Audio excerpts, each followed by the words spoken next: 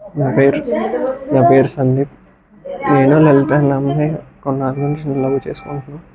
తనంటే నాకు ఇష్టం. ముందు నేనే చెప్పాను. తర్వాత తను ఆలోచించుకుని 3 రోజుల తర్వాత చెప్పింది. నేను మా ఇంటికి కూడా తీసుకెళ్ళాను తను. మా ఇంట్లో కూడా అందరికీ ఓకే అనుకున్నాం. అంత బాగానే ఉంది. తను మొన్నే మార్నింగ్ మెసేజ్ చేసింది. తనకి డిసీజ్ ఉందని డేంజర్గా. అందుకే ఇంకా తను ఒకరితో వెళ్ళిపోతానని చెప్పింది. తనేం నన్ను ఫోర్స్ చేయలేదు. నేను తను కలిసి ఇష్టప్రకారంగానే వెళ్ళి వేండ్రా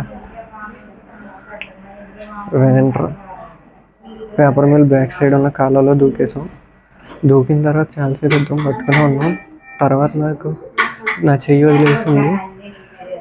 తర్వాత నేను లోపల మునిగిపోయాను. తను ఎటు వెళ్ళిందో కనపడలేదు.